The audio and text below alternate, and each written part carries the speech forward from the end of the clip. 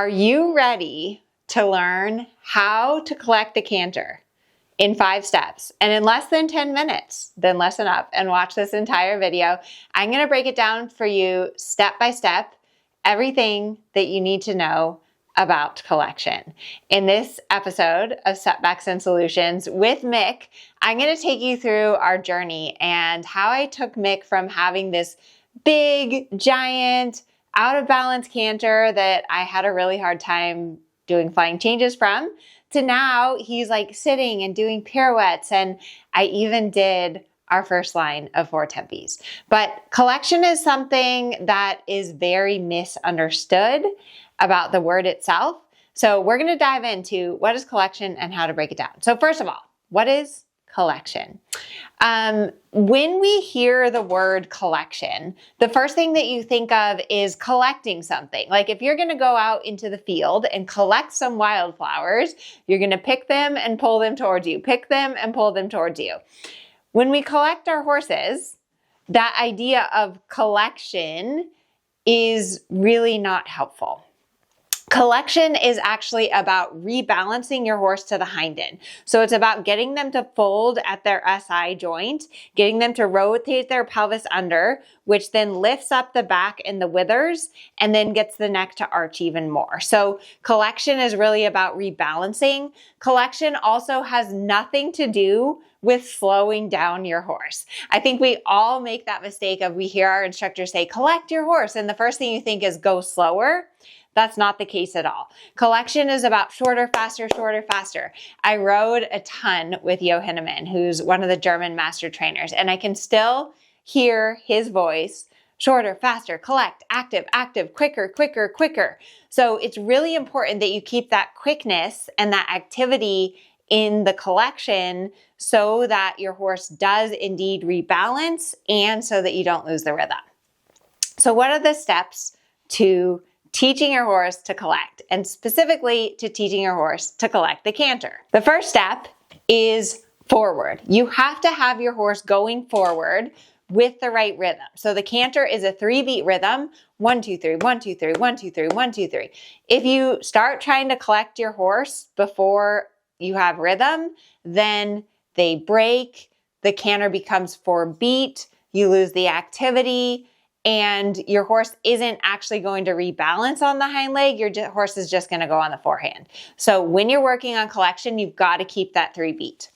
Step 2, rider position. So here's a good story about Mick. So Mick, as you've been watching this journey with him, he has this amazing and like super powerful canter, right? Now what happens with Mick is that he gets a little croup pie in the canter and then he throws me forward. And I have a tendency sometimes to overarch my back and tip forward and pull on him, which what happens if you tip forward, that puts your weight on the horse's forehand. That's going to do the opposite of collecting your horse. So to collect your horse, you need to think about shoulders back, core engaged, put your weight back onto your horse's hind end. In fact, I took Mick for a lesson and I was working with a trainer and she was like, sit on your butt. Almost think about riding in a little bit of a chair seat. A chair seat is where your shoulders are back behind your hips. And that actually helped for me to rebalance him back onto the hind leg so that when I went to make my half-halts, which we're going to talk about later on, that I was actually able to rebalance him and to get him to sit a little more. So bottom line, if you're not collecting yourself, meaning engaging your core and sitting back, how can you expect your horse to collect? The third secret to collection, transitions. Millions and millions of transitions. So if we look back to when I first got Mick, I first got Mick almost a year ago, although he had like 3 months off because I had back surgery and I couldn't ride. But anyways, when I first got Mick, I did a lot of trot, canter transitions. Those transitions are really about suppleness and a little bit about engagement. I wouldn't really say that they work on collection per se, but they're a good setup. Okay, so trot, canter. So one thing is that these trot canter trots aren't really active enough behind. And you're like, well, Amelia, he went trot to canter. What do you mean? he doesn't start enough with a hind leg. So that's an issue for when I ask for the flying changes. So let me see if I can half halt. Come, good boy. So I kind of had to ask and then ask again, like push him twice. Keep the rhythm, jumping, jumping, to get him to answer a little quicker behind. So trot. Good boy. Half halt. Good, that was better. Now I'm gonna go a little forward, forward, super.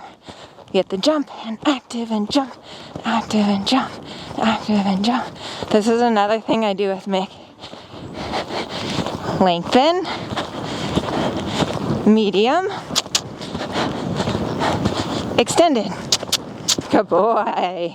Come back a little. Good boy. Then once your horse does trot, canter, trot, where we really start teaching collection, like the easiest way to teach your horse how to collect is with walk, canter transitions. I'll put in a few here of Mick. I've probably done by now tens of thousands. I don't know. That might be an exaggeration. At least thousands of walk, canter, walk, canter, walk, canter, because every time you do a walk, canter, there's a moment of collection where your horse really sits and has to engage their hind end and lift up through their back and their top line. To me, this is one of the easiest ways to build that strength and engagement. I find it much harder to go from like a big canter and try to collect the canter. It's way easier to teach your horse to collect when you just go walk to canter and you feel that moment of sit. So whenever I'm working with a student or working with a new horse, I always use the walk canter transitions as the first way to teach the collected canter. Transition to canter, right from walk to canter. Good, Shelby, that was better.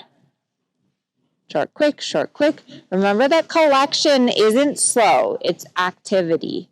Short, quick, turning from the outside aids. That's right. When you get to H, 10-meter circle.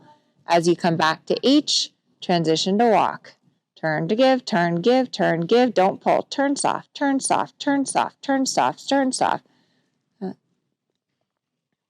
Good. Tip number 4 to get your horse to collect is straightness. So if we think about the training scale, straightness comes before collection. Why? Why is this? Well, because if your horse isn't straight and your horse's hind end is fishtailing from side to side, they're not actually going to rotate their pelvis under and lift up in the withers. Mick has kind of an interesting story with this. So Mick is very much weaker on his right hind leg. So he always likes to keep his right hind to the right.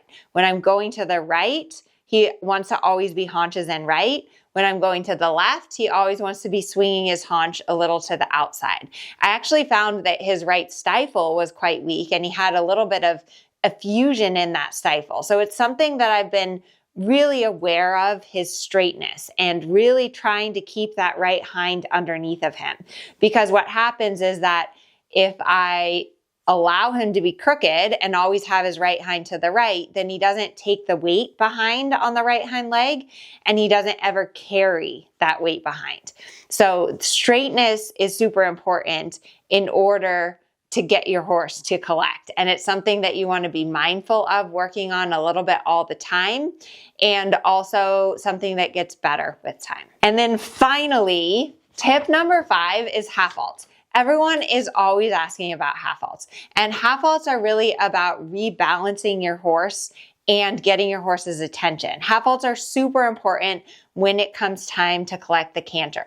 But what's really important is the timing of your half-halts. Because if you half-halt at the wrong moment in the canter phase, it puts your horse more on the forehand rather than rebalancing your horse to the hind end. So you might be wondering, what is the correct timing of the half-halt?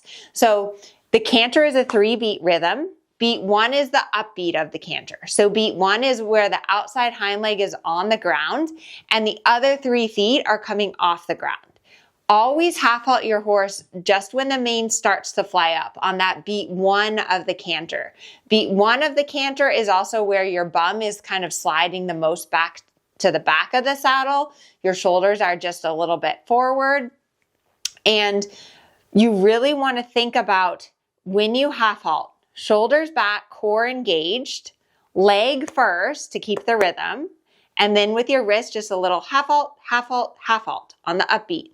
You do not just pull. What happens if you pull back?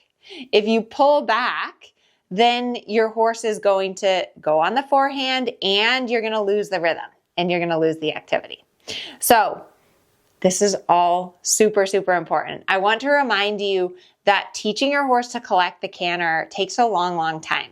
I've had Mick for a year now, and I just am starting to feel him strong enough behind. I'm starting to feel him sit enough behind. Collection is a process. Collection at second level is very different than collection at the Grand Prix. So it's something that you're always kind of working on.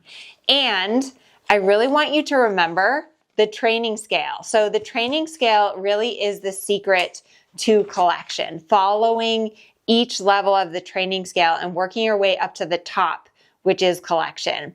And you're in luck because I have a free training on the training scale. So if you want to learn more about the system of training, about how I got Mick from cantering on the forehand with this giant canter to now really sitting and being able to do pirouettes and tempi changes, the secret to that is the training scale. It's following that systematic approach.